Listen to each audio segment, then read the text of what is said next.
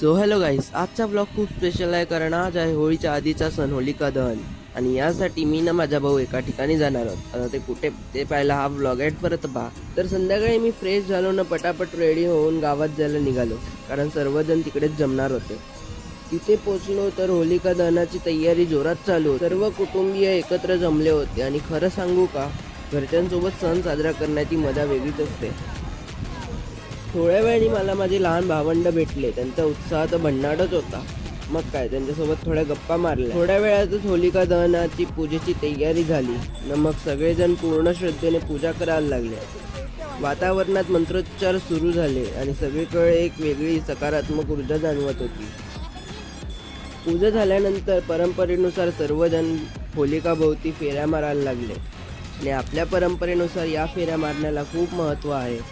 असं मानलं जातं की होलिका भोवती फेऱ्या मारल्याने घरातील सर्व दुःख, आजारपण आणि नकारात्मकता दूर होते आणि आयुष्याला नवीन सुरुवात होते. फेऱ्या मारताना सगळे एकत्र बोलत होते, कोणी हसत होतं, कोणी शांतपणे प्रार्थना करत होते आणि त्या क्षणी एकतेची खरी ताकद जाणवली. होलिका दहन झाल्यावर काही लोक धान्य किंवा नारळ अर्पण करतात कारण ते समृद्धीचं प्रतीक मानलं जातं. आणि मग सुरू झाली खरी मजा, ती म्हणजे संगीत खुर्ची खेळण्याची. तर सर्वात पहिले तर आम्ही लहान मुलं खेळले संगीत खुर्ची. नंतर मग महिला मंडळ मिळून खेळायला लागले. तर संगीत खुर्ची खेळताना आम्ही तर आनंदी होतो, त्याहून जास्त महिला मंडळ आनंदी होते. नंतर संगीत खुर्ची खेळून झाल्यावर आम्ही सर्वजण नाचायला लागलो कारण तुम्हाला तर माहितीच आहे, हा आमचा आवडता काम आहे.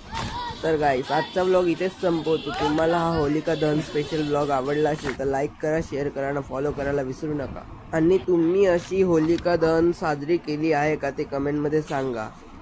बाय.